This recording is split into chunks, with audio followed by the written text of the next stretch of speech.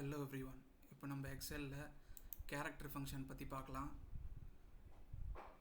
Video பிடிச்சிருந்தால் subscribe பண்ணிக்கோங்க, all notifications enable பண்ணிக்கோங்க, லைக் ஷேர் அண்ட் கமெண்ட் பண்ணுங்கள். ஃபார் எக்ஸாம்பிள், கேரக்டர் ஃபங்க்ஷனில் லைன் பிரேக்குக்கு 10 தான் சரியான நம்பர். இப்போ for example equal to E2 செல்லை செலக்ட் பண்ணிவிட்டு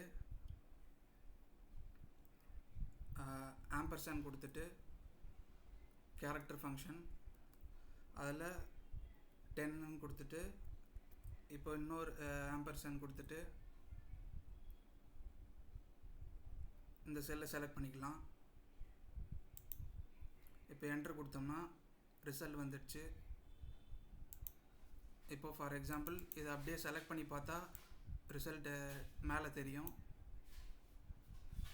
ஆக்சுவலாக ராஜ் அடுத்த லைனில் குமார் வரணும்.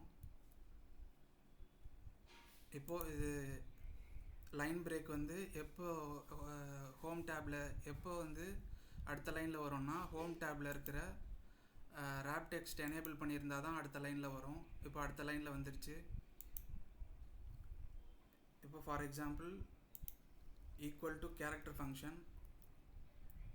ஃபங்க்ஷனில் 65 கொடுத்தோம்னா நம்பர் ஆர்குமெண்ட்டில் 65 கொடுத்துட்டு இப்போ என்ட்ரு கொடுத்தோம்னா கேபிட்டல் ஏ வரும்.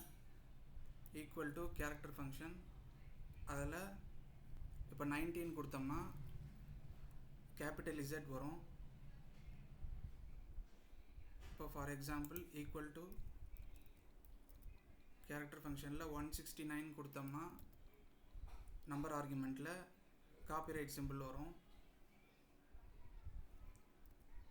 ஈக்குவல் டு கேரக்டர் அதில் வந்து 149 கொடுத்தோம்னா புல்லட் சிம்பிள் வரும். இதெல்லாம் வந்து ASCII American standard code for information இன்டர்சேஞ்சுன்னு சொல்லுவாங்க. ASCII கோட்ஸ் 65 to 90, 97 to 122 அந்த மாதிரி இருக்கும். இந்த மாதிரி கேரக்டர் ஃபங்க்ஷனில் நம்பர் ஆர்குமெண்ட்டில் நம்ம இந்த வேல்யூஸ்லாம் கொடுத்தோம்னா கரெக்டாக அந்த ரிசல்ட் வந்துடும். இந்த மாதிரி நம்ம கொண்டு வரலாம். நெக்ஸ்ட் வீடியோவில் அதை விட இன்ட்ரெஸ்டிங்கான டாபிக் பார்க்கலாம். தேங்க்யூ ஃபார் வாட்சிங்.